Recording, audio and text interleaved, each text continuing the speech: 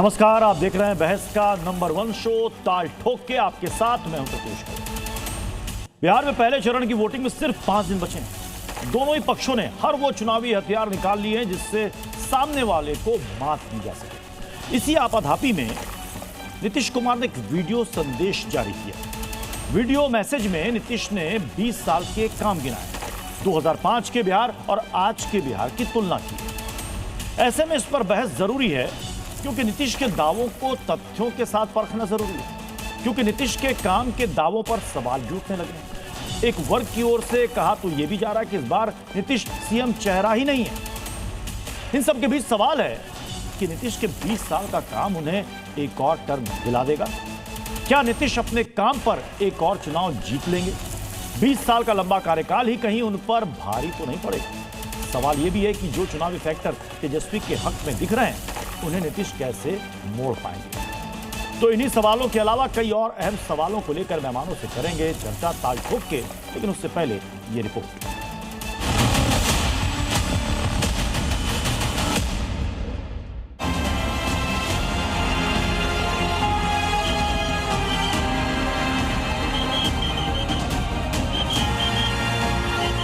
उस समय बिहारी कहलाना अपमान का विषय था। अब बिहारी कहलाना अपमान का नहीं, सम्मान की बात है। 2025 नीतीश फिनिश, 2005 से ही हैं तो क्या कर दिए?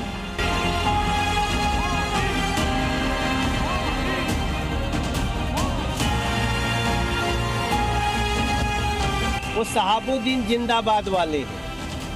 तेजस्वी बाबू कभी भी आज तक विकास जिंदाबाद बोले क्या? हत्या हुई, किसी एक व्यक्ति पे कार्रवाई नहीं हुई।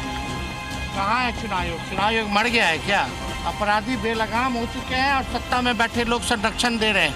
15 साल पहले का बिहार देखिए और आज का देखिए, फर्क है या नहीं?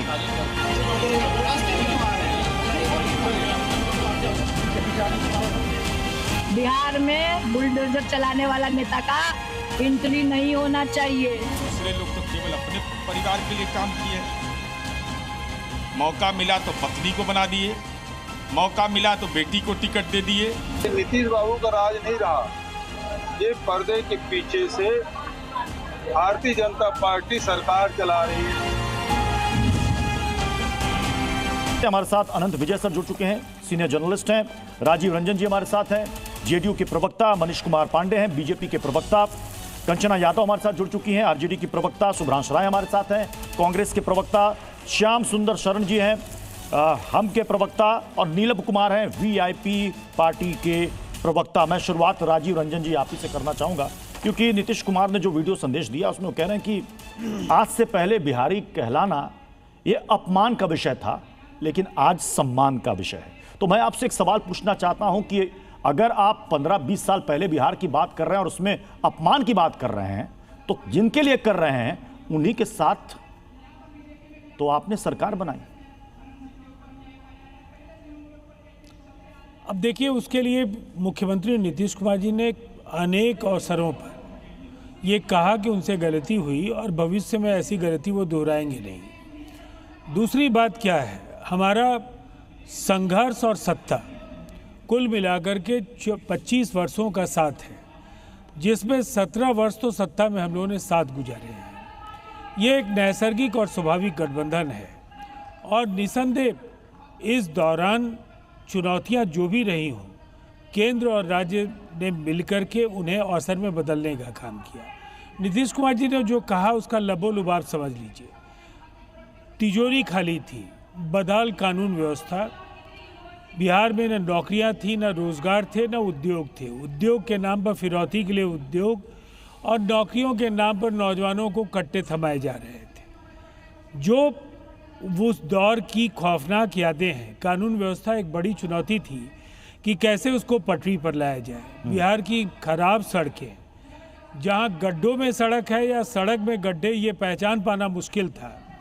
आज 5 लाख करोड़ की सड़कें बन गई और 1,85,000 करोड़ रुपए की सड़क परियोजनाएं निर्माणाधीन है, जिसमें एक्सप्रेसवेज और हाईवेज का निर्माण काफ़ी तेज़ी से लगातार हो रहा है। बिहार में आप देख रहे हैं कि 700 मेगावाट बिजली की खपत थी जब वो उन्होंने सत्ता संभाली थी। नीतीश कुमार जी ने इन 20 वर्षों में 8800 मेगावाट की खपत का प्रदेश बनाया और जिस तरह से 2,37,000 करोड़ रुपए के निवेश के प्रस्ताव फिर से आए हैं। इसके पहले प्रत्यक्ष निवेश लगभग 42,000 करोड़ का पिछले दिनों जो कोशिशें हमारी जो MSME 2025 जो हमारा इंडस्ट्रियल पॉलिसी है उसके बाद आए और अब बिहार में विद्युत आपूर्ति की ज़रूरत और होगी और निसंदेह ये 8800 मेगावाट आज है, हम कह सकते हैं इसमें गुणात्मक बदलाव भी बहुत जल्द दिखेगा। ठीक। अब देखिए बिहार में 90 से 2005 के बीच में 94 लाख नौकरियां 15 वर्षों में लालू जी और राबड़ी जी के कार्यकाल में मिली, लेकिन नीतीश कुमार जी ने 2005 से 20 के बीच 8 लाख नौकरियां सरकारी नौकरियां दी और 20 से 25 के बीच में 10 लाख नौकरियां 40 लाख रोजगार दिए। जीविका जैसा शानदार काम हुआ। प्रत्युष जी, जीविका कहीं ना कहीं हमारे राज्य की एक पहचान है और 57,000 करोड़ रुपए का व्यापार इन महिलाओं ने, जिन पर आज विपक्ष के लोग सवाल खड़े करते हैं कि इन्हें पैसा क्यों दिया गया और कैसे किया गया, दरअसल ये जांचा परखा मॉडल है और अब जो 10,000 रुपये दिए जा रहे हैं ये जीविका के इसी माध्यम से वो उद्यम भी लगाएंगे, प्रशिक्षण भी पाएंगे, बाजार भी उनको मिलेगा। तो जो कुछ भी हासिल हुआ है और असंख्य ऐसी उपलब्धियां, इन उपलब्धियों की फहरिस्त के लिए मैं जानता हूं कि आपके समय सीमा का निर्वहन भी बहुत ही आवश्यक है। तो जो कुल मिलाकर के जो तस्वीर है, एक ऐसी पहचान बिहार की बनी जिसने 14% के मतलब आप ये कहना चाह रहे हैं कि पिछले 20 सालों में बिहारी कहलाना पहले एक गाली के समान था, उसको अब बदल दिया गया, बिहारी कहलाना एक सम्मान है। मैं कंचना यादव जी, मैं आपके पास आ रहा हूं। जी बिल्कुल। नीतीश कुमार जब आरजेडी के संगत में आते हैं तो सुशासन बाबू बन जाते हैं, बीजेपी के संगत में जाते हैं तो कुशासन बाबू बन जाते हैं। ये बड़ा गजब खेल है बिहार में। मतलब नीतीश कुमार ना हुए पारस का ऐसा पत्थर हो गए कि जो छू ले सुना बन जाए। कंचना जी, गजब का खेल तो है ही प्रत्युष जी, नहीं गजब का खेल तो है ही। नीतीश कुमार जी जो दावा करते हैं 2005 के पहले कुछ था जी, वो आए तब बहुत कुछ हुआ जी, और सुशासन बाबू का तबका भी लेकर चलते हैं और चलते हुए इलेक्शन में एक लोगों की हत्या होने लगती है। एक लोगों की नहीं, आज रोहतास में भी गोलाबारी हुई है, आरा में भी कल हत्या हुआ था और VIP इलाके पटना में गोलीबारी होती है। एक दुलारचंद जो है यादव जो है उनकी हत्या हो गई, दुलारचंद यादव जी की। तो ये किस बात का ढोंग पीटते हैं हमें नहीं मालूम, किस बात का इतना ढोल पीटते आए हुए 20 साल से हमें नहीं मालूम। 20 साल से अगर इनका रिपोर्ट कार्ड होता तो मैनिफेस्टो जब रिलीज हो रहा था तो मात्र 29 सेकंड में इनका मैनिफेस्टो रिलीज नहीं हो जाता और सब आकर बस फोटो खिंचवा कर चले नहीं जाते। मुख्यमंत्री नीतीश कुमार जी की यह जिम्मेदारी थी कि 20 साल उन्होंने शासन किया हुआ है तो 20 साल का हिसाब पब्लिक के सामने दे और उसको आगे कैसे लेकर जाएंगे 5 साल का रोड मैप भी दे। लेकिन 29 सेकंड में प्रेस कॉन्फ्रेंस में फोटो खिंचवा कर चले जाते हैं और वीडियो रिलीज करते हैं कि पहले कुछ नहीं था अब हमने सब कुछ दिया।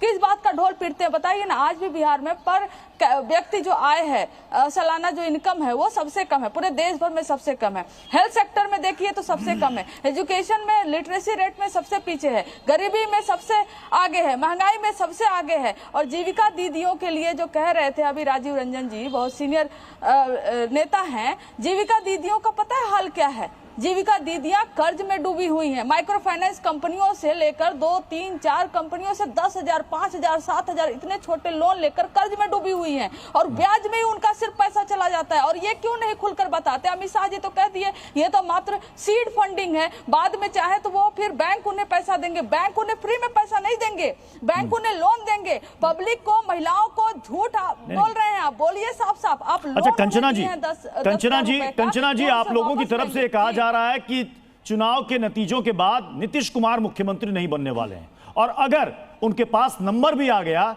तब भी नीतीश कुमार मुख्यमंत्री नहीं बनेंगे। तो क्या नीतीश कुमार की ये जो स्पीच थी, ये जो मैसेज था, क्या ये फेयरवेल स्पीच थी? नहीं, ये हम लोग की तरफ से नहीं कहा जा रहा है, ये वह है जो सबके सामने है। नीतीश कुमार जी कभी भी भारतीय जनता पार्टी के बराबर सीट पर नहीं लड़ते थे, हमेशा उनसे एक सीट ज्यादा लेते थे, लेकिन लेते थे, चाहे वो लोकसभा हो चाहे वो विधानसभा हो, लेकिन भारतीय जनता पार्टी अपने बराबर सीटों पर उनका लाकर खड़ी कर दी। कोई भी ज्वाइंट प्रेस कॉन्फ्रेंस नहीं हुआ जिसमें उनके नाम का ऐलान किया जाए कि यही हमारे मुख्यमंत्री आगे होंगे। 2020 में हो या 2010 में हो, 15 में तो हमारे साथ लड़े थे, तो अमित शाह जी 2020 में जब सवाल हो रहा था नीतीश जी फिर मुख्यमंत्री बनेंगे या नहीं बनेंगे, तो अमित शाह जी ने कहा था नीतीश कुमार जी थे, वही हैं और वही रहेंगे। मैं इस पे पूर्ण विराम लगाता हूं। क्यों नहीं अभी पूर्ण विराम लगा रहे हैं? अभी तो कॉमा और पॉज भी नहीं लगा रहे हैं। और जब नैरेटिव बन रहा है, उनको लग रहा है कि नीतीश कुमार जी का जो वोट है वो खिसक सकता है, तो पब्लिक में कहीं बोल देंगे। लेकिन प्रेस कॉन्फ्रेंस जो है कि मैनिफेस्टो किसको पढ़ाने के लिए बैठाते हैं? सम्राट चौधरी को, जो बीजेपी के नेता है। क्यों नहीं कोई जदयू का नेता वहां पर बैठता है? क्यों नहीं नीतीश कुमार जी वहां पर बैठते हैं? वो तो साफ दिख रहा है कि नीतीश कुमार जी को ठिकाने पर, उनके राजनीति को खत्म करने के लिए भारतीय जनता पार्टी अभी से प्लान बनाकर रखी हुई है, और वो पूरे पब्लिक में दिख रहा है। 2020 में नीतीश सरकार, अब की बार नीतीश सरकार, लेकिन इस बार एनडीए सरकार, अब की बार एनडीए सरकार। क्यों प्राइम मिनिस्टर राजीव जी कह रहे हैं? राजीव जी इसका जवाब देना चाह रहे हैं राजीव जी। जी हाँ, देखिए, सबसे पहली बात अभी इन्होंने कहा, और इतना बड़ा झूठ, पता नहीं कैसे जिम्मेदार राजनीतिक दलों के प्रवक्ता ऐसी झूठ फैलाते हैं। बिहार में महिलाओं को 10,000 रुपये जो दिए गए वो कर्ज नहीं है, उन्हें सहायता राज्य सरकार ने दी है। ये आपके नेशनल चैनल के जरिए ये आधिकारिक बयान है। और दूसरी तरफ 2 लाख रुपए भी जिन जीविका बहनों का काम अच्छा होगा उन्हें राज्य सरकार देगी। और जीविका का इतिहास नहीं मालूम है कंचना यादव को। जीविका की स्थापना राज्य सरकार ने विश्व बैंक से कर्ज लेकर के ही की थी। आज जहाँ तक महिलाओं का सवाल है, महिलाएं सुनने के लिए तैयार नहीं है। जीविका एक प्रामाणिक और जांचा परखा मॉडल है। दूसरी तरफ नीतीश कुमार जी को लेकर मैं एक बात कहूँगा, तेजस्वी यादव और राहुल गांधी तो एक दूसरे से आंखें नहीं मिला रहे थे। हमारे यहाँ तो 3 महीने पहले विधानसभा सम्मेलनों में जिला के स्तर पर जो 5 दलों के नेता थे, उन्होंने बार बार कहा 2025 फिर से नीतीश। ये आधिकारिक नारा है एनडीए का, और ये लगातार कहा गया। और इस बार भी आप अमित शाह जी के अलावा सारे नेताओं ने तो पहले ही कह दिया था। अमित शाह जी ने क्या कहा? पीएम और सीएम के लिए कोई वैकेंसी नहीं, 2 टूक शब्दों में कहा। ठीक है, मैं जल्दी से शुभ्रांश राय का रुख कर रहा हूं। शुभ्रांश राय, आपने भी सुना होगा नीतीश कुमार का वो मैसेज कि पहले बिहारी कहलाना अपमान था, अब सम्मान की बात है। प्रत्यूष, मैं राष्ट्र कवि रामधारी सिंह दिनकर, ये स्क्रीन क्यों बदल गया आपका? आप ही हैं स्क्रीन पर अभी इसको अच्छा, धन्यवाद। मैं राष्ट्र कवि रामधारी सिंह दिनकर, जो हिंदुस्तान की आन बान शान रहे हैं और जो बिहार की मिट्टी में जन्म लिए, उनकी एक लाइन कोट करता हूं आपको। जब नाज मनुष्य पर छाता है, पहले विवेक मर जाता है। ये बात मैं आपको इसलिए कह रहा हूं कि संघ और आरएसएस, बीजेपी के सबसे बड़े चर्चित नेता, हम सबके लोकप्रिय प्रधानमंत्री नरेंद्र मोदी, चूंकि जब वो भारत के प्रधानमंत्री हैं तो सबसे लोकप्रिय होते हैं, लेकिन जैसे ही वो संघ और बीजेपी के नेता की भूमिका में आते हैं, अपनी लोकप्रियता पे सवाल खड़ा कर देते हैं। मैं जी न्यूज़ को कोट कर रहा हूं, 19 मई 2015 का एक स्टेटमेंट है, जब नरेंद्र मोदी कहते हैं कि 2014 से पहले जो भारत में जन्म लिया उस पर शर्म आती थी। और ये बात उन्होंने साउथ कोरिया और संघाई विदेश की भूमि पर कहा। एक भारतीय को भारतीय होने में शर्म आ रही थी, ऐसा बीजेपी के नेता नरेंद्र मोदी ने 2015 में कहा। और आज सेम वही बात एनडीए के मजबूत धड़ा, 20 साल से वो सुशासन के नाम पे बिहार में गुंडा राज है, या सुशासन के नाम पे हत्या बलात्कार का गिफ्ट, जिसको हम दीनदयाल योजना या गोलवर्कर योजना कहते हैं, उसके कर्ता धर्ता नीतीश कुमार को आज बिहारी शब्द से दिक्कत है। उनको अपनी मातृभूमि, मिट्टी, अपनी जननी से दिक्कत है। मेरी पहचान, मेरा नाम है, मेरी जाति है, मेरी परंपरा है, मेरा राज्य है, कैसे किसी को दिक्कत हो सकती है? क्या ऐसा तो नहीं कि नीतीश कुमार नरेंद्र मोदी के संगति में आकर, जैसे कल नरेंद्र मोदी को भारत में पैदा होने पर दिक्कत हो रही थी, नीतीश कुमार को अब बिहार से दिक्कत हो रही है। और इस दिक्कत का एक सांकेतिक मतलब भी है प्रत्यूष, पिछली बार अब की बार नीतीश सरकार की जगह नीतीश जी राजनीति में कोई बच्चे नहीं हैं, राजनीति के मंझे मंझाए खिलाड़ी हैं। अगर वो खिलाड़ी नहीं होते तो भारतीय जनता पार्टी के मंडल प्रमंडल प्रखंड इन नेताओं को पूछता कौन है दिल्ली में? अगर नरेंद्र मोदी और अमित शाह ने नहीं कहा कि अगली सरकार, वैसे तो ये लोग विपक्ष में बैठने जा रहे हैं, लेकिन फिर भी महागठबंधन का एक चेहरा है, एनडीए का कोई चेहरा है। अगर अमित शाह ने नहीं कहा तो इस बात की कोई साइंटिटी नहीं है। लेकिन और एक गंभीर बात है प्रत्युष, मैं आपके माध्यम से देश से ये पूछना चाहता हूं और बताना चाहता हूं कि क्या ज्ञानेश गुप्ता सो रहे हैं? जीविका बहन का पैसा जो है वो आचार संहिता लगने के बाद चुनाव से 6 दिन पहले ट्रांसफर किया जाएगा। सीधा सीधा नीतीश कुमार ये नहीं कह सकते कि मैं वोट खरीदने का आखिरी प्रयास कर रहा हूं। अभी 75 लाख लोगों को नरेंद्र मोदी ने 10-10 हजार देकर बिहार में वोट खरीदने की कोशिश की, युवाओं को 1-1 हजार देकर वोट खरीदने की कोशिश करी, जो पिछले 19 साल 11 महीने से ना नरेंद्र मोदी को ख्याल आया ना नीतीश कुमार को आया। लेकिन जैसे ही चुनाव लेकिन सुभ्रांश जी हार दिख रही है, लेकिन दिल्ली की पटना के साथ सुभ्रांश जी, क्या आपको लगता है कि बिहार के वोटर्स, सुभ्रांश जी, क्या आपको लगता है कि बिहार के वोटर्स इन सब बातों में आ जाएंगे? क्योंकि कई स्टेट में हमने देखा है भाई, चुनाव से पहले रेवड़ियां बंटती हैं और लोग रेवड़ियां ले भी लेते हैं लेकिन वोट नहीं देते। प्रत्युष, मैं आपके बराबर समझ नहीं रखता। मैं तो संवैधानिक बात कर रहा हूं कि क्या चुनाव से 6 दिन पहले पैसा देना वोट खरीदने का प्रयास नहीं है? क्या पटना से लेकर दिल्ली तक की सत्ता बेदखल हो रही है 14 नवंबर को, इसलिए नरेंद्र मोदी और मतलब आप ये कह रहे हैं कि सत्ता जाने की घबराहट है, सत्ता जाने की घबराहट है, इसलिए खजाने खोल दिए गए अनंत। वरना जो पार्टियां, सुनिए आप प्रत्युष, एक लाइन और, वरना जो पार्टियां 19 साल 11 महीने तक लोगों का खून चूस रही थी, आज अचानक इतना बड़ा दानदाता कैसे हो गई भाई? अनंत विजय सर मुस्कुरा रहे हैं। अनंत विजय सर जवाब दीजिए। अनंत विजय सर, मुझे तो प्रत्युष जी ये लग रहा है, मैं तो खैर किसी का जवाब नहीं देता, पर मुझे लग रहा है कि ये कहना कि वोट खरीदने का प्रयास है, ये मतदाताओं का अपमान भी है। क्या बिहार के वोटर 10,000 रुपए में बिक जाते हैं, ऐसा कहना चाह रहे हैं कांग्रेस के हमारे मित्र प्रवक्ता? क्या 10,000 रुपए देकर बिहार के वोटरों को खरीदा जा सकता है? ये थोड़ा अपमानजनक टिप्पणी है।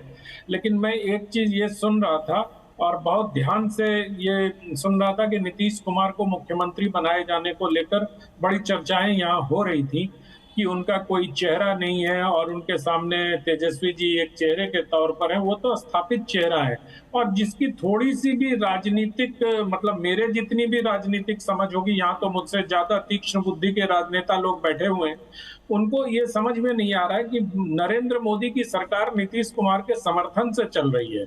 अभी ऐसा इतना बड़ा रिस्क लेना, और नरेंद्र मोदी जैसा जो 24 कैरेट का खालिस राजनेता है, वो ऐसा रिस्क क्यों लेगा कि बेवजह से नीतीश कुमार जी को तंग करे, या नीतीश, और बड़ी लंबी लंबी बातें हो रही हैं कि नीतीश कुमार जी नाराज हो जाएंगे तो कांग्रेस के साथ चले जाएंगे, आरजेडी के साथ चले जाएंगे। अरे कौन जाने दे रहा है उनको? अभी तो उनकी आवश्यकता जितनी नरेंद्र मोदी को है उतनी ही नीतीश जी को, तो इसलिए ये जो गठजोड़ है, मुझे नहीं लगता कि इसमें किसी प्रकार की दिक्कत है। दोनों एक दूसरे के परस्पर सहयोगी हैं और हाल के दिनों में मैंने जो देखा है वो नीतीश कुमार को लेके प्रधानमंत्री नरेंद्र मोदी की जो इज्जत है, या नीतीश कुमार जिस प्रकार से सार्वजनिक सभाओं में नरेंद्र मोदी का सम्मान करते हुए दिखे हैं, उसमें ये सवाल बेमानी हो जाता है कि कोई ये नहीं हुआ, उनको घोषित नहीं किया गया, उनको चेहरा नहीं बनाया गया। मैं इससे भी एक और मजेदार बात मुझे तब ध्यान में आता है जबकि मतलब मुकेश सहनी जैसे लोग जिनको इतनी कम सीटें दी गई उनको उप मुख्यमंत्री घोषित कर दिया जाता है, लेकिन कांग्रेस पार्टी कहाँ है जो 61 सीटों पर चुनाव लड़ रहे हैं, जिनको 70 से घटाकर 61 कर दिया गया और 61 में भी 11 सीटों पर महागठबंधन फ्रेंडली फाइट में है। तो बड़ी रोचक सी और दिलचस्प स्थिति है कि उन फ्रेंडली फाइट्स वाली सीटों पर क्या होगा? क्या कांग्रेस के लोग आरजेडी के खिलाफ प्रचार करेंगे? क्या आरजेडी के लोग कांग्रेस के खिलाफ प्रचार करेंगे? मुकेश सहनी और सीपीआईएमएल का क्या होगा? वीआईपी और वो एक दूसरे से लड़ेंगे। ये बड़ी रोचक और दिलचस्प स्थिति है, इस पे चर्चा होनी चाहिए। और नीतीश कुमार के चेहरे की जहां तक बात है तो एनडीए के पास उनके अलावा अभी फिलहाल कोई विकल्प मुझे दिखाई नहीं देता, इसलिए वो चर्चा मुझे बेमानी लगती है। प्रत्युष जी, ठीक है, मैं मनीष कुमार पांडे जी, आवाज जा रही है आप तक? मनीष कुमार पांडे जी, मैं आऊंगा सुब्राम जी आपके पास, दोबारा आऊंगा। मनीष कुमार पांडे, बिल्कुल बिल्कुल आ रही है, आवाज आ रही है जी। अब ये बताएं कि 20 साल पुरानी, नहीं, आज बिहार 2025 में चुनाव पर है, 20 साल पहले की चर्चा ज्यादा हो रही है क्या? इस 20 साल में बताने को कुछ नहीं है? देखिए प्रत्युष जी, मैं अगर आज बात करूं तो मुझे लगता है कि एक पुरानी कहावत है कि काजी साहब दुबले क्यों तो शहर के अंदेशे से। ये कांग्रेस और आरजेडी की हालत कुछ वैसी ही है। अपनी स्थिति तो देख नहीं रहे हैं। हम सभी लोगों ने देखा, तेजस्वी प्रण पत्र आ रहा था तो फोटो सिर्फ तेजस्वी की थी, बाकी सारे लोग बैनर उस मंच से गायब थे, उनकी कोई तस्वीर नहीं थी। अभी अभी हमारे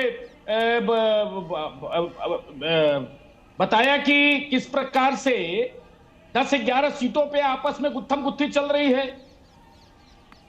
अभी समन्वय ठीक से नहीं है पूरी तरीके से। यह कोई मैं नई बात नहीं कह रहा, यह सभी को पता है।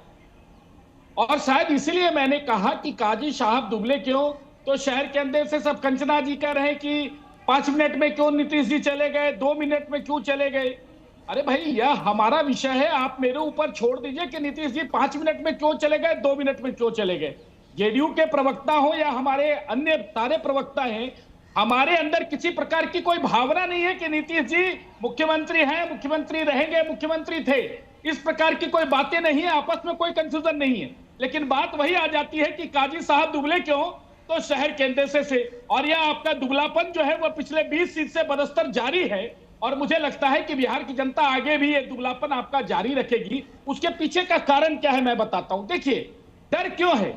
आज 20 वर्षों से अगर यह बातें बिहार की जनता में कहीं ना कहीं चल रही है कि 20 वर्ष वाला जंगल राज फिर से क्यों ना आ जाए प्रत्युष जी, इसका सबसे बड़ा उदाहरण है कि अगर एक दिन के लिए भी बिहार में राष्ट्रीय जनता दल को अगर बंद कराने का अवसर आता है तो भूरा बाल साफ करो, फिर से 90 वाले वही हालात कायम हो जाएंगे।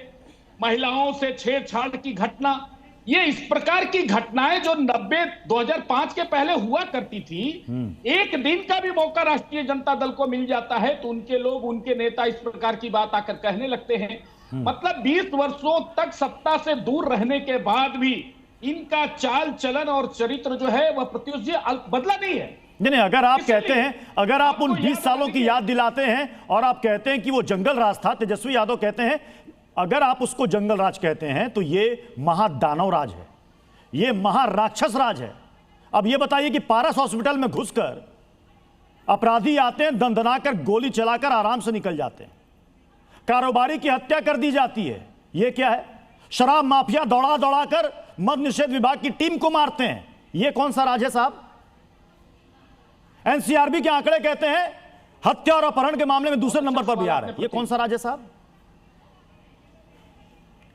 प्रत्युष जी, आपने बहुत अच्छा सवाल किया। आप भी एनसीआरबी के आंकड़े पर चले गए। मैं आप ही से एक सवाल करना चाहूंगा कि बिहार में 2 बड़ी घटनाएं घटी थी लालू जी के शासन में। पहला तो यह था कि एक डॉक्टर की कार चोरी हो गई थी। बोले, आवाज आ रही है आपकी, बोले आप। गाड़ियां शोरूम से उठा ली गई थी। प्रत्युष जी, आप मुझे बता पाएंगे कि उन दोनों का कांड संख्या कहीं दर्ज हुआ था क्या? मैं पूछना चाहता हूं, उसका कांड संख्या कहीं दर्ज हुआ था? अगर ये 2 महत्वपूर्ण घटनाएं जो बिहार को जंगल राज से जोड़ती आ रही है, अगर उसके कांड संख्या एफआईआर दर्ज नहीं हुए थे तो आप किस एनसीआरबी के डाटा से जंगल राज और आज के सुशासन की तो फिर आज बीजेपी ये कह दे कि किसी भी डिबेट में एनसीआरबी के आंकड़े को कोट नहीं करेगी। नहीं, बात ये नहीं है, विषय ये नहीं है। देखिए, आप तो जब विपक्ष पर हमला करना होता है तो एनसीआरबी के आंकड़े आ जाते हैं, जब बात अपने पर आती है तो कहते हैं एनसीआरबी के आंकड़े को नहीं मानते। ये क्या?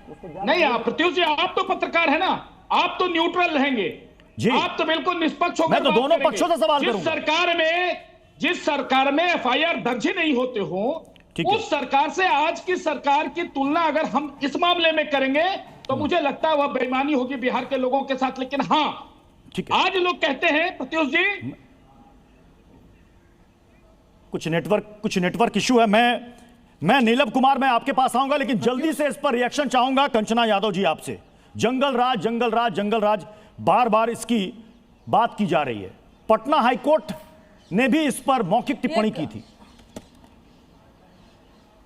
पटना हाई कोर्ट ने इस पर मौखिक टिप्पणी नहीं की थी। मीडिया जैसा फैलाती है और हमारे भारतीय जनता पार्टी वाले जैसा बोलते रहते हैं जंगल राज, इनको शायद मालूम नहीं है। निकाल कर दिखा दे पटना हाई कोर्ट ने कब कहा था और किस केस में कहा था। नगर निगम को समन किया था, पानी का जल जमाव था, उसमें बोल दिया क्या भाई पानी निकालेगा कि नहीं, यहाँ से जंगल राज चल रहा है। उसको इन्होंने चस्पा कर दिया पूरे सरकार से, पूरे बिहार पे, और पूरे बिहार को इन्होंने बदनाम किया। सिर्फ और सिर्फ जंगल राज से इन्होंने पूरे बिहार को बदनाम किया। लेकिन इलाहाबाद हाई कोर्ट ने भी कहा था जंगल राज, उसको तो इन्हें नहीं दिखाई देगा। और 5 राज्य जो टॉप हैं क्रिमिनल क्राइम में, जानते हैं कौन से हैं? बीजेपी रूल्ड स्टेट हैं। यूपी नंबर 1 है और बिहार नंबर 2 है। लेकिन इनको शर्म नहीं आएगी। हमारे यहाँ एक थेथर शब्द यूज होता है कि जो थेथर होते हैं ना, उनको कितना भी समझाओ वो थेथर ही करते हैं। ये बेशर्मी से कहेंगे कि आज तक देखो इनकी सरकार आ जाएगी, जंगल राज हो जाएगा। क्या हुआ मोकामा में, क्या हुआ? एक अपराधी को आप जेल से निकालते हो, मैनुअल आप चेंज करके जेल से निकालते हो, आप टिकट देते हो, और वो अपराधी जो है वो एक व्यक्ति की हत्या कर देता है, अपराधी हत्या कर देता है। आज तक अभी तक अपराधी जो है वो अपराधी जेल में नहीं है। मालूम है उत्तर प्रदेश में राष्ट्रीय जनता दल को कितनी अपराधी जो है सीधे पत्रकार को एक चैनल के इंटरव्यू में कहता है यहीं पर मैं तुम्हें मार जनता दल को कितने वोट मिलते हैं, कहता है कि नहीं सरकार अखिलेश जी कितनी सीटों पर राष्ट्रीय जनता दल को लड़ाती है। ऐसे थे तो जंगल राज बात बिहार के जंगल राज की हो रही है, टॉपिक बिहार के जंगल राज पर चल रहा है, तो आप उत्तर प्रदेश घूम रही है। थोड़ी देर में आप महाराष्ट्र पहुंच जाएंगी, थोड़ी देर में आप गुजरात पहुंच जाएंगी। ऐसे डिबेट को डाइवर्ट करती, बात बिहार की हो रही है और बिहार के सम्मान की हो रही है। एक सेकंड मनीष जी, आपके हिसाब से नहीं चलेगी। मेरा भी हक है। अभी तक 15-20 साल पहले वाली सरकार को गाली देने वाले तुम लोग के अंदर इतनी तो क्षमता होनी चाहिए भाई। हमारे जो भाई बिहार के बाहर बाकी 2 मेहमान नीलम कुमार जी और श्याम सुंदर जी मेरा इंतजार कर रहे हैं। मैं श्याम सुंदर जी आपके पास आ रहा हूं। मुझे मालूम था कि इस डिबेट में ये मुद्दा उठेगा, इस पर भी हमने काफी बहस की है। दुलार चंद यादव हत्याकांड, जिस एनडीए प्रत्याशी के खिलाफ एफआईआर दर्ज है, यानी कि अनंत सिंह के खिलाफ एफआईआर दर्ज है, वो आज भी प्रचार करते दिख रहे हैं। भाई विपक्ष अगर सवाल कर रहा है कि पुलिस ने क्या एक्शन लिया अभी तक, तो क्या गलत सवाल है वो? श्याम सुंदर जी। भाई प्रत्युष जी, 4 सीटेड आदमी, पूरे पार्टी का कह लीजिए कि नायक बना हुआ भ्रष्टाचार का जो लालू प्रसाद यादव जी है, जेल से बेल पर हैं, फिर से नया चार्जशीट दाखिल है, वो मसीहा बने हुए। वही तेजस्वी प्रसाद यादव 4 सीटेड आदमी, देखिए कि पूरे देश के और युवाओं के सम्राट बने हुए हैं। ये लोग कौन बोल रहे हैं? अभी देखिए अपने बारे में बोलिए। कंचना जी अपने बारे में बोलिए। कंचना जी अपने बारे में बोलिए। कई लोगों की गिरफ्तारी हुई थी, आपको शायद नहीं पता है। इनको चुप करके खामोश करिए। यही जंगल राज है, यही जंगल राज है। बोल रहे थे भारतीय जनता पार्टी के प्रवक्ता, मिजाज में जंगल राज है। समझ में आया भाई मिजाज में इनके जंगल राज देखिए दिख रहा है। ये रहने वाली उत्तर प्रदेश की है, बात कर रही है बिहार की। इनको मालूम है कि कैसे जेल ब्रेक कांड हुआ था जहानाबाद में। इनको मालूम है कि लालू राज में कितने नरसंहार हुए थे। ये तुलना कर रहे हैं दुलारचंद यादव की हत्या से। दुलारचंद यादव के कई वीडियो जारी हुए हैं और उस वीडियो में साफ दिख रहा है कि कोई हत्या का मामला नहीं है, बाकी मामला तब्दीली है। गोपाल खेमका की हत्या उनके घर के बाहर हो गई, आपको मालूम है? वो राष्ट्रीय जनता दल के लोग ने कराया है, उसकी जांच होगी। और हत्या के पीछे राष्ट्रीय जनता दल है, हत्या के पीछे लालू परिवार है, और हत्या के पीछे आपका समूह है। ये गुंडों की पार्टी की प्रवक्ता गुंडई यहाँ मत करो। गुंडों की पार्टी की प्रवक्ता यहाँ गुंडई मत करो, नहीं तो तुम्हारे जैसे गुंडों को हम ठीक करना जानते हैं। नहीं, सुनिए, डिबेट में एक दूसरे पर निजी टीका टिप्पणी ना करें, निजी टीका टिप्पणी ना करें प्लीज। भाषा की मर्यादा और इसको अपनी बारी में मुद्दे पर रहे। मैं जल्दी से नीलम कुमार जी आपके पास आ रहा हूं। नीलम कुमार जी काफी देर से हैंड रेज कर रहे हैं। नीलम कुमार जी, असदुद्दीन ओवैसी का एक बयान आपने सुना होगा, वो कह रहे 3% वाला जब डिप्टी सीएम का उम्मीदवार हो सकता है, तो 17 से 18% वाला मुस्लिम कोई सीएम उम्मीदवार क्यों नहीं हो सकता? निशाना आप ही की तरफ था, वीआईपी पार्टी की तरफ। प्रत्युष जी, इंडिया गठबंधन की अपनी समन्वय समिति है।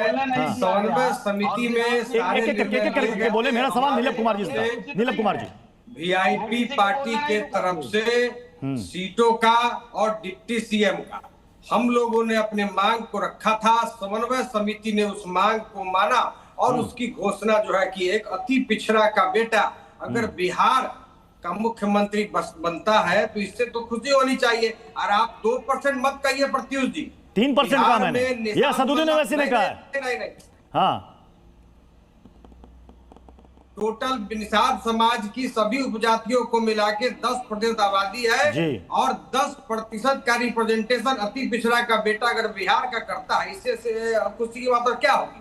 दूसरी बात आपने आज रखा है अपमान वर्सेस सम्मान। जो आदमी कह रहे हैं कि 20 साल पहले बिहार का नाम लेने से अपमान होता था और अभी सम्मान की बात कर रहे हैं, तो एक लाइन आपको मैं कहना चाहूंगा, जननी जन्मभूमि स्वर्ग से महान है। हमारे बिहार में अगर इस तरह की बात अगर कोई राजनेता करते हैं तो इससे हास्यास्पद कुछ हो ही नहीं सकता। अगर इतना ही अपमान सम्मान का इनको भय जिनको दिख रहा है, आज से 10 साल पहले जब मुंबई में राज ठाकरे बिहारियों को गाली दे रहे थे तब अपमान सम्मान नहीं दिख रहा था। गुजरात में बीजेपी शासित राज्य में बिहारी पिटा रहे थे अभी कुछ साल पहले, तब की जदयू भाजपा वालों को अपमान सम्मान नहीं दिख रहा था। अरे ये लोग बेशरम हो चुके हैं भाई। बड़का झूठा पार्टी जो सत्ता की मलाई खा रही है आप 17-18%। अरे भाई मनीष भाई बहुत बोल लिए, आप कितना बोलिएगा, अब आप हमेशा के लिए रिटायर होने वाले हैं। उंगली उठाने से कुछ नहीं होगा। सत्ता का मलाई बिहार में बहुत खा लिए। बिहार के तमाम नौजवान ने कमर कस लिया है। इस बार तेजस्वी यादव जी के नेतृत्व में बिहार में सरकार बनेगी जो रोजी रोजगार देगी। और आपकी उंगली उठाने से क्या होगा। हमारे इंडिया गठबंधन के फेस है राजद से तेजस्वी जी, उन्होंने बिहार विधानसभा में ऑन रिकॉर्ड कहा था, रोजी रोजगार की बात की थी, रोजगार के मुद्दे पर राजनीति की शुरुआत की। आप लोग करते हैं जंगल। अरे भाई जंगल राज क्या बोलते हैं आपके प्रधानमंत्री जी। अरे भाई बीजेपी वाले भाई मनीष भाई सुनिए ना, सुना रहे हैं मनीष जी मतलब मुंबई में बिहारी जाकर पिटाए और मुंबई में उस बिहारी को अपमानित किया जाए, और आप जिनके साथ पहले गठबंधन में थे उन्हीं के द्वारा किया जाए, वो अपमान आपको मंजूर था, वो अपमान आपको मंजूर था। मनीष जी ये लोग भारी थेथर लोग हैं। मेरा सवाल बीजेपी से, मनीष जी से। प्रत्युष जी सबसे पहले तो मैं थोड़ा 10 सेकंड का जवाब दे दूं नीलाभ भाई को। नीलाभ भाई पिछली बार जब पीठ में खंजर घोंपा गया था ना, तो हमने बाहें फैलाई थी, याद होगा, और उसके बाद अपने कोटे की सीटें दी थी। हार गए थे चुनाव, जनता ने रिजेक्ट कर दिया था। हार गए थे, जनता ने रिजेक्ट कर दिया था, तब भी हमने उनको एमएलसी बनाया।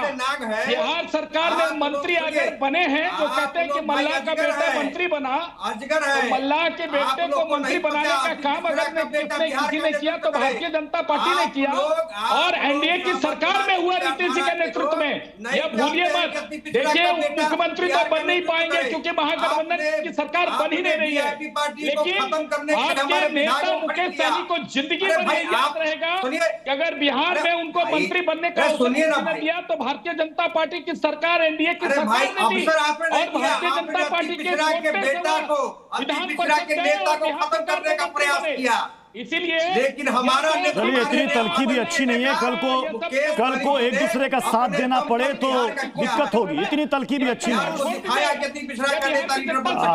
नीलम जी कब किसकी जरूरत पड़ जाए, कब किसकी जरूरत पड़ जाए। 10 सेकंड। हाँ जी भाई। हाँ अभी 2 दिन पहले इनके प्रधानमंत्री मुजफ्फरपुर में सभा की है, उन्होंने गोलू हत्याकांड का जिक्र किया। शुभ्रांश राय जी मैं इसलिए रोक रहा हूं यहाँ पर नीलम जी को कि कल को हो सकता है कि फिर उधर चले जा। कहते हैं ना कि राजनीति में कुछ भी परमानेंट नहीं होता और दरवाजे कभी बंद नहीं होते, क्योंकि ऐसा ही दरवाजा अमित शाह जी ने बंद किया था नीतीश कुमार के लिए भी एक चुनावी सभा में कि उनके लिए दरवाजे हमेशा के लिए बंद है, लेकिन फिर खुल गए। इसलिए मैं कह रहा राजनीति में दरवाजे बंद नहीं होते। इतनी तलखी ना रखे नीलम जी। शुभ्रांश जी मुझे जरा एक बात बताइएगा। शुभ्रांश जी मैं जरा बिहार चुनाव पर ही आ रहा हूं, चूंकि जगन्नाथ मिश्रा के बाद कांग्रेस के शासनकाल में एक फुल स्टॉप लग गया, इससे आप इनकार नहीं कर सकते। उसके बाद धीरे करके कांग्रेस हमेशा किसी ना किसी बैसाखी के सहारे ही रही। क्यों अकेले अपने दम पर लड़ने की कोशिश क्यों नहीं की? कई बार कार्यकर्ताओं ने कहा कि हमें अकेले दम पर लड़कर एक बार देखना चाहिए। क्यों नहीं हुई है हिम्मत? प्रत्युष देखिए, आपने सवाल तो $1 बिलियन का किया है। जब तक बिहार में जगन्नाथ मिश्रा और कांग्रेस की सरकार थी, बिहार की जन्मभूमि से कोई पैदा हुआ बच्चे को ये इस बात का शर्म नहीं था, वो शान से कहता था कि मैं बिहारी हूँ। क्या IAS, क्या IPS, और पूरा मीडिया बिहार के लोगों से भरा पड़ा था।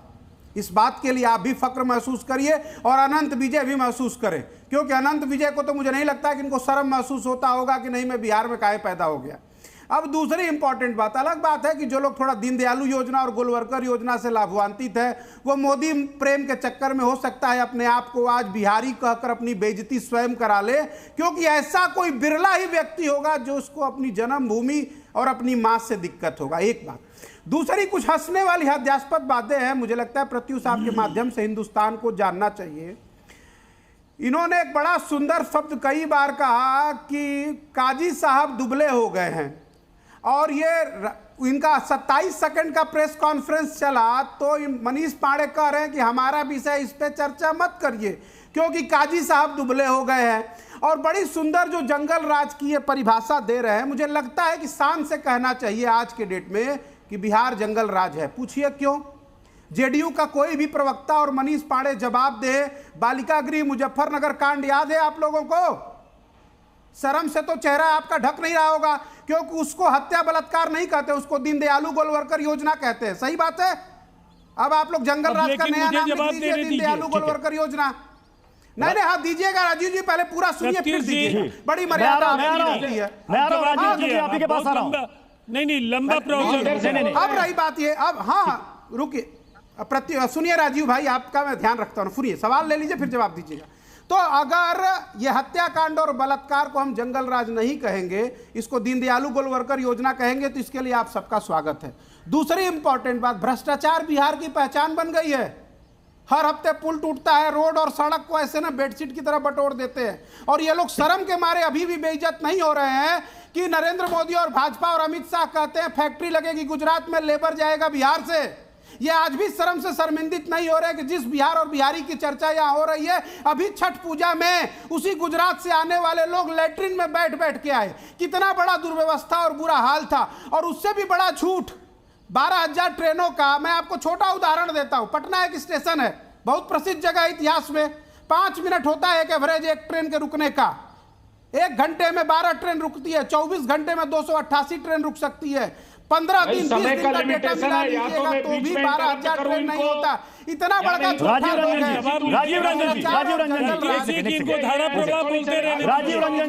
राजीव रंजन जी जितने सवाल यहाँ पर उठे हैं, मैं चाह रहा हूँ कि आपने सारे सवालों का जवाब दीजिए, क्योंकि सबसे ज्यादा सवाल सत्ताधारी दल से ही पूछा जाता है। राजीव रंजन जी, आपका टर्म, आपकी बारी। आप देखिए, और मैं उम्मीद करूंगा जिस तरह से हम लोगों ने इंटरप्ट नहीं किया, कोई इंटरप्ट नहीं करेगा। देखिए, सबसे पहली बात क्या है, घटनाएं देश में कहीं भी हो सकती हैं, लेकिन घटनाओं को दबाने के लिए मुख्यमंत्री निवास से थानों को और पुलिस अधिकारियों को निर्देश जाए, बिहार में अब ऐसी बातें नहीं हो सकती हैं। ये सुशासन का मूल मंत्र है कि पुलिस घटनाओं के लिए जवाब दीजिए। मैं आपका जवाब दे रहा हूँ। सुब्रांश, सीधा जवाब दीजिए, गोल गोल मत घुमाइए। जवाब लीजिएगा या नहीं, गोल गोल नहीं, बताइए उसमें क्या हुआ था? क्या मुख्यमंत्री के आवाज से कॉल गया था? अरे जवाब तो ले लीजिए सुब्रांश जी, सुब्रांश जी, आप इनको चुप कराइए।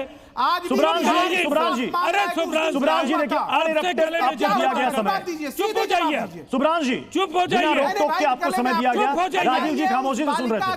राजीव रंजन जी बोले, राजीव रंजन जी आप बोले। नहीं रोका, आप इनको या तो म्यूट कराइए। सुब्रांश जी बीच में टोका टोकी ना करें। आपने जो सवाल किए उसके जवाब मिल रहे हैं। एनसीआरबी के आंकड़े जिनका हवाला ये लोग देते हैं, सबसे पहले जो भी बड़े राज्य होंगे, आप वर्षों का एनसीआरबी के आंकड़े देख लीजिए। बड़े राज्यों में आबादी ज्यादा होती है तो आंकड़े ज्यादा दिखेंगे। उसका सबसे सकारात्मक समाधान है क्राइम रेट इंडेक्स, जो प्रति लाख व्यक्तियों की आबादी पर अपराध की गणना करता है। और क्राइम रेट इंडेक्स में बिहार 19वें नंबर पर है। स्पष्ट है 18 राज्यों से बेहतर कानून व्यवस्था की तस्वीर बिहार में है। बिहार में वो दौर भी था। अभी तो गाड़ियों की कहानी और बहुत सारी चीज़ें हो गई कि जो कभी किसी थाने में वो दर्ज ही नहीं हुए, इसलिए कि थानों में ताला बंद था। कहाँ फरियाद लगाई जाती थी? शहाबुद्दीन जैसे बाहुबलियों के दरबार में या रेड कॉरिडोर। नहीं, मैं नहीं सुनूंगा। नहीं, मैं समझदार हूं, लेकिन आज आप देखिए अराजकता का अराजकवादी नहीं। क्या हुआ? सीधा जवाब दीजिए। बालिका गृह कांड में नीतीश कुमार की चुप्पी क्यों थी? बालिका गृह कांड में जवाब तो आपको जनता दे रही है। दीजिए। एनसीआरबी का डेटा नहीं पूछ रहे। अभी कल आपके हत्या हुआ, नरसों हुआ, मैं जवाब दे रहा हूं। आप एनसीआरबी का डाटा सुना रहे हैं भाई। सीधा बताइए कि उस बालिका गृह कांड में क्या हुआ? नहीं, अच्छा नहीं लगता, अच्छा नहीं लगता है। ये चीखना चिल्लाना बंद कीजिए और सुनिए। सबसे पहली बात है, चाहे बालिका गृह का कांड हो या बिहार में कोई भी घटना हो, मोकामा हो, कहीं भी कोई घटना हो, पहले की घटनाएं और आज 4 FIR मोकामा में दर्ज हो गए। लगातार वीडियोस या जो भी उसकी सत्यता की जांच भी हो रही है। पुलिस अपना काम कर रही है, इसलिए कि इसमें परस्पर विरोधी जो विरोधाभासी जो बयान आ रहे हैं वो कई तरह के साजिशों का भी सवाल खड़े कर रहे हैं। इसलिए पुलिस अपना सामाजिक तनाव नहीं बढ़े, इसको भी उससे ध्यान रखना और वो कार्रवाई करेगी। बालिका जो बालिका गृह का मामला है, तो बालिका गृह के मामले में पुलिस ने कार्रवाई की। क्या चारा घोटाले की तरह लालू जी की तरह नीतीश कुमार जी सजा याफ्ता है? नीतीश कुमार जी में 50 वर्षों के सार्वजनिक जीवन में कोई दाग लगा? कोई सृजन घोटाला हो, घोटालेबाज जेल की सलाखों के पीछे गए। मुजफ्फरपुर की घटना हुई, सारे लोग जेल की सजा काट रहे हैं। कैसी बात करते हैं? जब पिता सजा याफ्ता, पुत्र चार्जशीटेड, और दूसरी तरफ आपकी पार्टी शुभ्रांश राय नेशनल हेराल्ड के मामले में आपकी नेता सोनिया गांधी और राहुल गांधी दोनों जमानत पर हैं। क्या नीतीश कुमार जमानत पर है? भैया रोज क्या बातें करते हैं? चाल चरित्र और चेहरा शीर्ष नेताओं से सीखिए। एनडीए प्रत्याशी अनंत सिंह ने आरोप लगाया दुलारचंद यादव हत्या में सूरजभान सिंह ने खेला कराया है। क्या ये जानबूझकर के रची गई साजिश है? मैं ये कहना चाह रहा हूं कि अभी ये बता रहे थे भाई 17 महीने आप सरकार में थे ना, बता दीजिए जरा सा कि एक बार भी बालिका गृह कांड या सृजन घोटाले का नाम भी जुबान पे आया हो? तब तो नहीं आया था। 17 महीने में तो आप बहुत कुछ कर सकते थे। बलात्कारियों के साथ बीजेपी और नीतीश कुमार है। मनीष भाई का मान लिया जाए कि हत्या बलात्कारियों का संरक्षण नीतीश कुमार और नरेंद्र मोदी है। सीधा कहिए भाई, कहानी मत घुमाइए, कहानी मत घुमाइए, सीधा बताइए बिहार की जनता आपसे सुनना चाह रही है। सुनिए, ये ठीक बात नहीं है, ये ठीक बात नहीं है। आप सुन लीजिए पहले। क्या नरेंद्र मोदी और नीतीश कुमार भाजपा जेडीयू हत्या बलात्कारियों के साथ है? इतना चिल्लाने से सीट नहीं बढ़ेगा कांग्रेस का शुभ्रांश राय। आप हत्या बलात्कारियों के साथ हैं। पता नहीं क्या क्या मैनेज होने वाला कहा था। अरे भाई, आप बलात्कारियों और हत्यारों के संरक्षक हैं। आप हत्यारों और बलात्कारियों के संरक्षक हैं। आप हत्यारों और बलात्कारियों के संरक्षक हैं। सीधा बोलिए कि हाँ। मैं आनंद विजय सर के पास जाना चाहूंगा। आनंद विजय सर, क्योंकि जब बिहार की बात हो रही है, इस वक्त सबसे ज्यादा लाइमलाइट में है दुलारचंद यादव हत्याकांड। 2 सवाल उठ रहे हैं। एनडीए प्रत्याशी के खिलाफ नेम्ड FIR है, कार्रवाई क्यों नहीं हो रही है? दूसरा सवाल है कि क्या बिहार में यादवों को लेकर एक इमोशनल कार्ड खेलने की कोशिश की जा रही है? क्योंकि बिहार में कास्ट फैक्टर कितना अहम है चुनाव में, सब जानते हैं।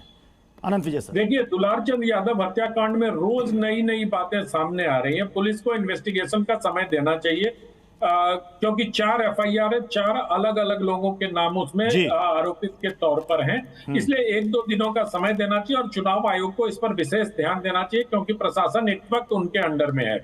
दूसरी बात में, अभी आपने एक बड़ा अच्छा प्रश्न पूछा, और कांग्रेस न 3 में न 13 में कांग्रेस भ्रष्टाचार पे बात करती हुई कितनी खोखली लगती है, ये भी सब पूरे देश को पता है। मैं सिर्फ इतना कह रहा हूं कि जो आपका प्रश्न था, जिसको माननीय राय साहब ने मिलियन बिलियन पता नहीं कितने डॉलर का, तो कांग्रेसी तो आजकल डॉलर में बात करने लगे हैं। ये भी मेरे लिए बड़े आश्चर्य की बात है। रुपए से लगता है मन भर गया अब इनका।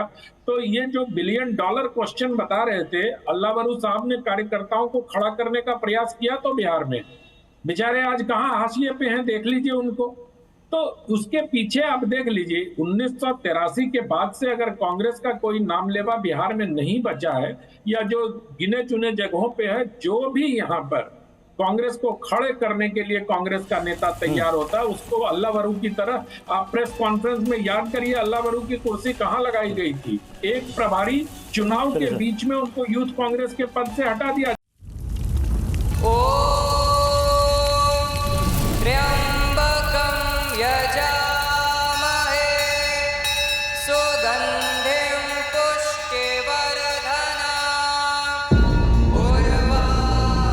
धर्म क्या है? वो जो हम धारण करते हैं,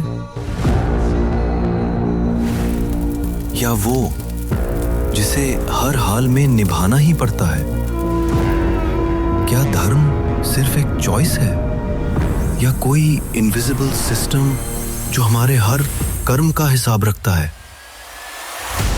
क्या धर्म सिर्फ ग्रंथों में लिखा है, या धर्म हमारे आसपास घटित होते हर पल में छुपा है?